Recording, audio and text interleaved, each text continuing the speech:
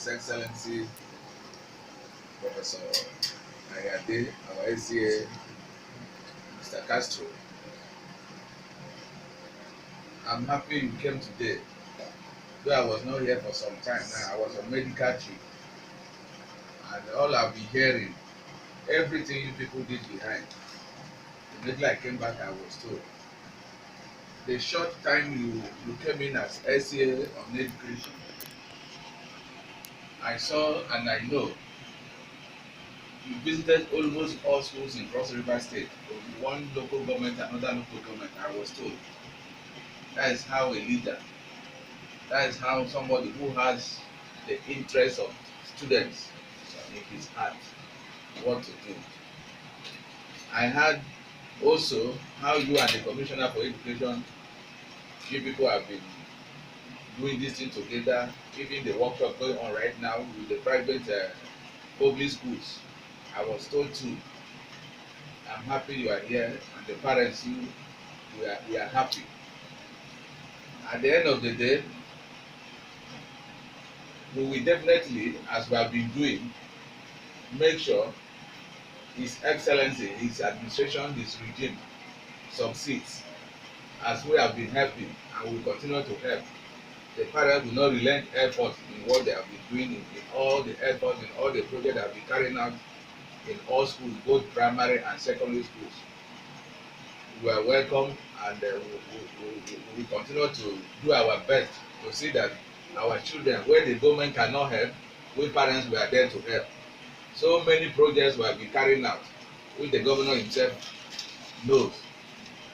And on our scoreboard,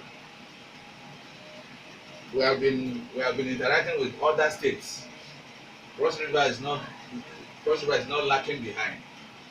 On our scoreboard, we can give Cross River State 75 to 80% in education sector.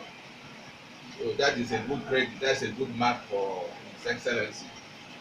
And we pray that he will continue with that and improve on that till when he leaves government, he has something to leave behind, his legacy behind as a prof. I'm happy you are here. I'm happy the short time what you have achieved in our schools. Like what you said here, the area you mentioned here, we parents will equally come in to see that the moral decadence in our schools should be handled to the barest minimum.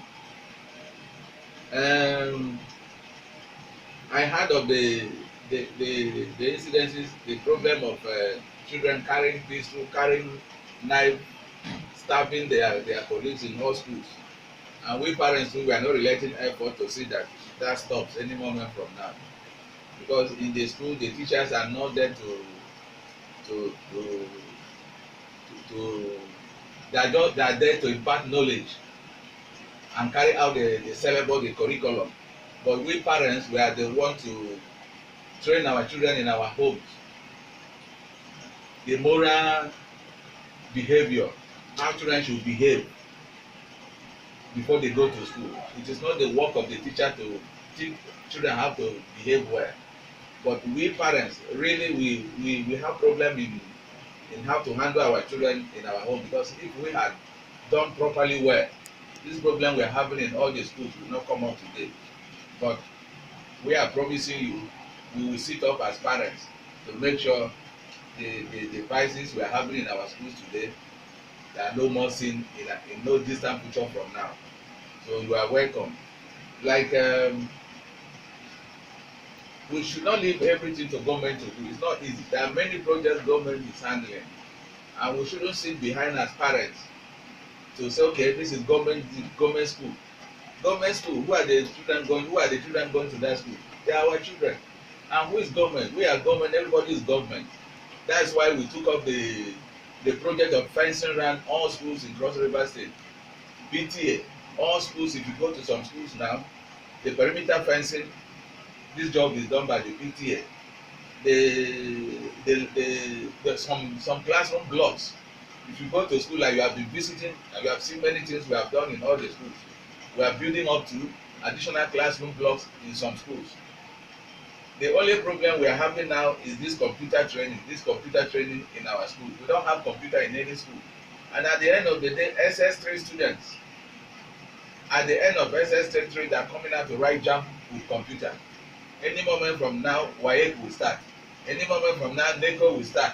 JAMB, other examination bodies will start too. But how do they write this exam? You can see what happened this year, this JAMB. The low mark they have this year. Because these students, they came out, they have no knowledge of computer, how to operate computer. How can these students pass? They cannot pass because something you have never seen before. And in the examination hall, they are presenting it before you. If you use it to write the exam, there is no way they will pass. So that's why we came up with one proposal, which we believe any moment from now, the governor will approve it. We parents will have agreed. We had meetings several times that we are going to equip at least in each school.